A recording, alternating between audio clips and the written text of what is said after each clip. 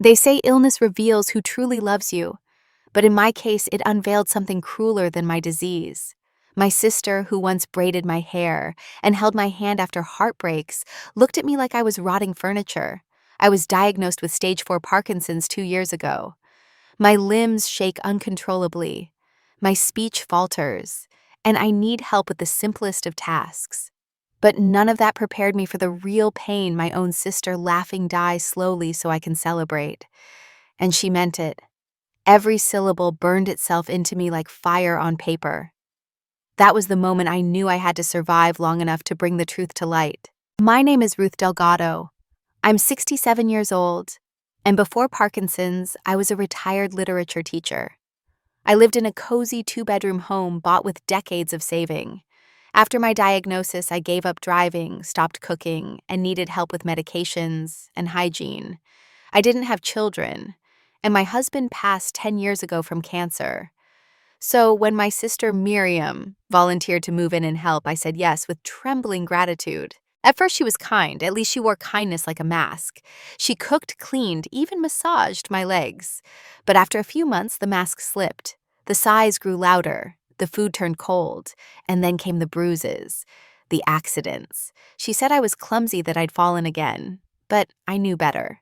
She began isolating me from friends. She took my phone, claiming I was too confused to use it. My bank card disappeared next. "You don't need to worry about money anymore," she said, laughing. I was terrified but helpless every time I tried to ask for help. My voice would stammer. My breath would fail. She took full advantage of my weakness. But the worst was yet to come. One night when I was curled on the couch unable to sleep, I overheard her on the phone with someone. She chuckled and said, "Ruth's like a wilted plant." Useless. I hope she dies slowly. I'd throw a damn party. I wanted to scream, but only tears came out. I realized then no one was coming to save me. If I wanted justice, I had to be the one to fight for it, even with shaking hands and a broken body. That night I made a plan. The next day when she left to get groceries, I managed to dig out an old voice recorder from the bottom of my desk drawer. I placed it beneath the bed frame where it would pick up everything. I waited for her to forget herself again. She always did. And soon, she did. It didn't take long for Miriam to slip back into her venom. That same evening, she stormed into my room because I had soiled the bed.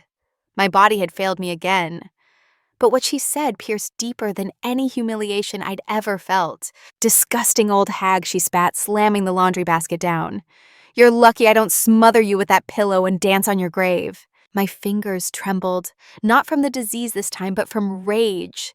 I kept my face blank, letting her rant.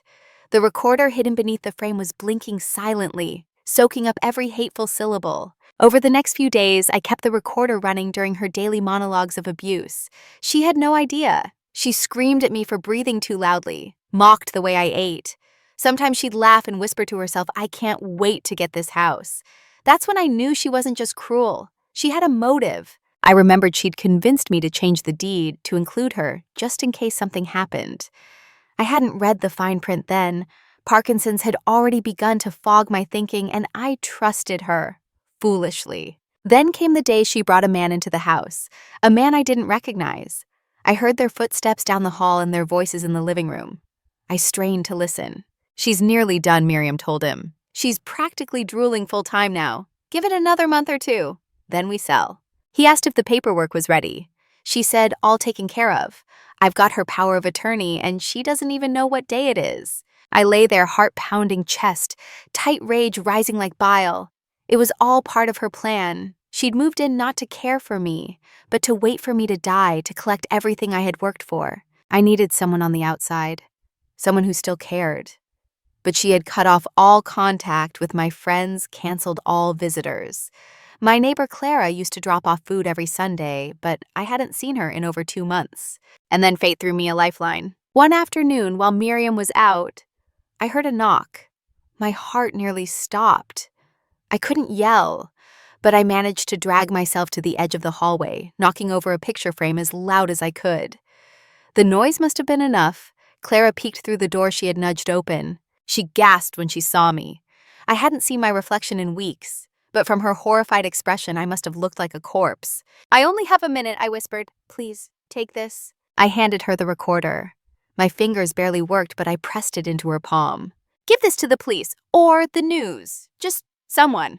Her eyes welled with tears. She nodded. Miriam would be home soon. The countdown had begun. Miriam returned just minutes after Clara slipped out the door. I was back in bed pretending to sleep. My heart pounded like a war drum, but I kept my face calm. She didn't suspect a thing. That night, she brought me a bowl of soup, cold as always, and dumped it on the side table with a sneer. "Should have been dead months ago." "You're a waste of food," she hissed. "I could be in Bali right now if it weren't for your slow-ass death." She had no idea her every word had been recorded. Meanwhile, Clara moved quickly. She didn't take it to the police. She knew Miriam was clever and had friends in town. Instead, she sent it to a journalist from the local station. Her niece, apparently.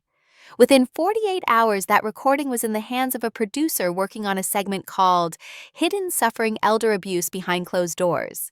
They didn't reveal my name, but the voice was unmistakable. Miriam's cruel laughter, her drunken rants, her promises to celebrate my death with champagne. And her final sentence, that burned itself into the minds of everyone who heard it. "Let her die slowly. The slower, the better. I want to taste every second of it." The segment aired during prime time, and all hell broke loose. I heard Miriam scream from the living room when the broadcast started. "What the hell is this? Who recorded me?" She stormed into my room, face red, fists clenched. You sneaky, twitching little corpse!" She lunged at me, but before she could lay a hand on me, flashing red and blue lights filled the window. Police sirens howled in the distance. Clara had done more than send the recording. She had tipped them off, too. Officers burst through the front door. I heard boots pounding the hallway. Miriam's threats turned to panic. "Wait, I can explain. She's delusional. I've been caring for her." But they had heard everything. The officers gently approached me and asked if I needed medical attention. I could barely speak, but I nodded toward the bruises on my arms.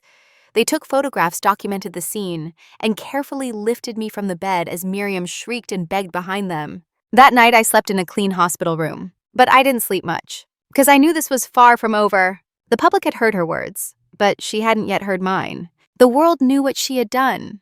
But now I wanted her to hear the rest.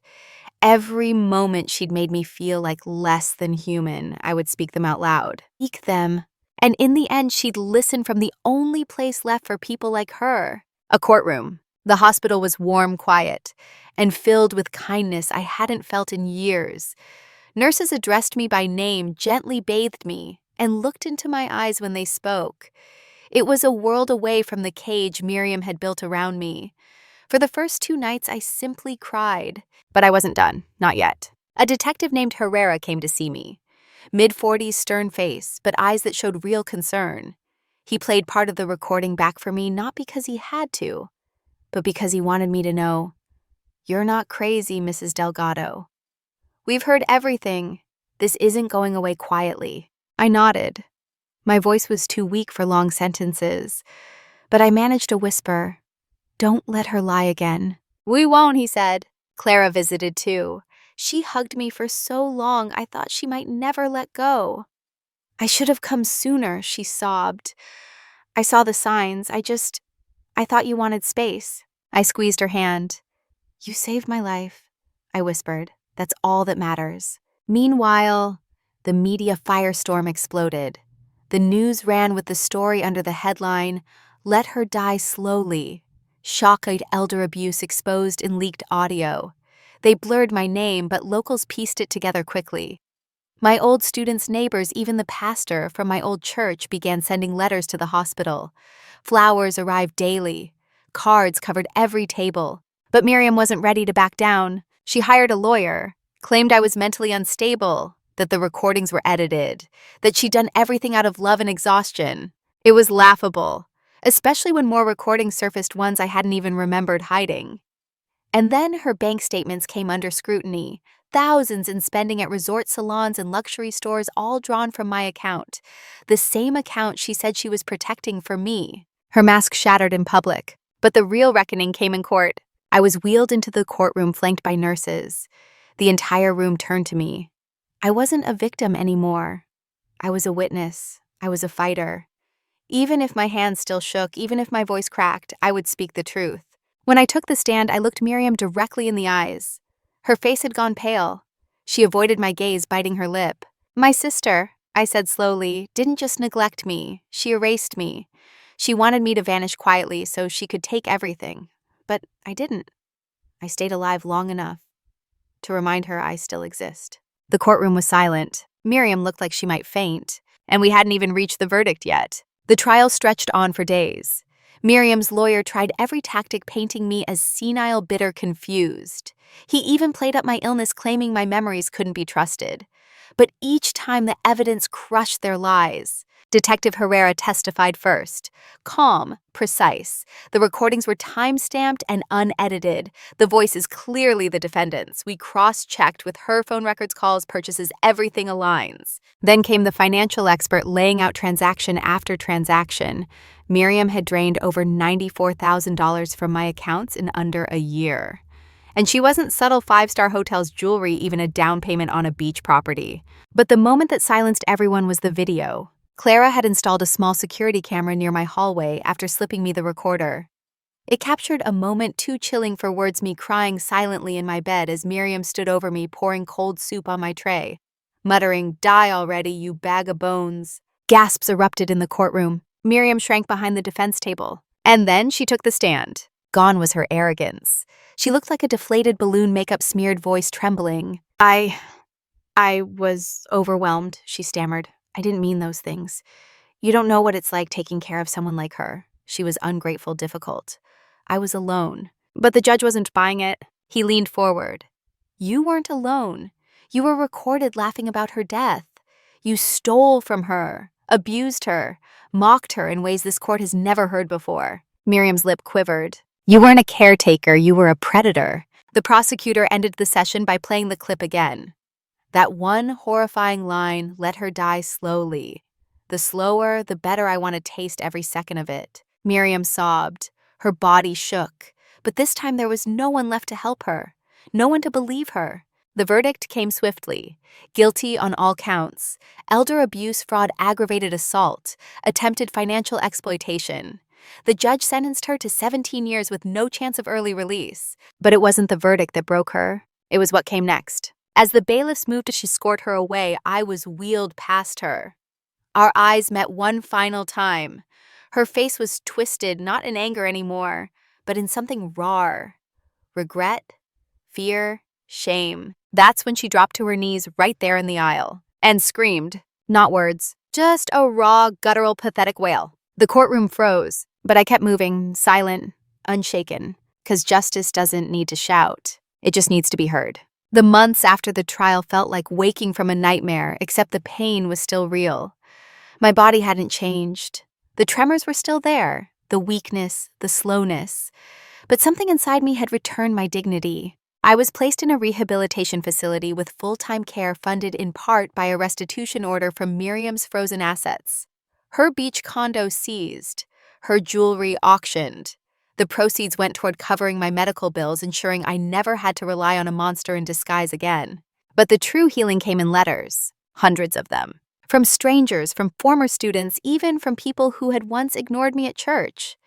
They had seen the news, heard the tapes, and they wrote things like, "You reminded me to check in on my mother. I forgave my brother after 5 years of silence. I'm so sorry I looked away when my grandmother needed help. I never expected my suffering to ripple outward, but it had." One afternoon, as I sat in my wheelchair by the window watching the sun set, a nurse wheeled in a visitor. I turned, expecting Clara or Detective Herrera, but it was someone else. A young woman, maybe 20, pale, nervous. "My name's Sophia," she said. "I'm Miriam's daughter." I blinked. I hadn't seen her in over a decade. Miriam had cut ties with her when she was still a teenager. I just wanted to say, "I believe you. I always knew she had a darkness. I'm so sorry you had to endure it." Tears welled up, not out of pain, but relief, redemption. "You broke the cycle," I whispered. "Don't carry her shame. Be better." She nodded, cried, and hugged me, gently as if I might break.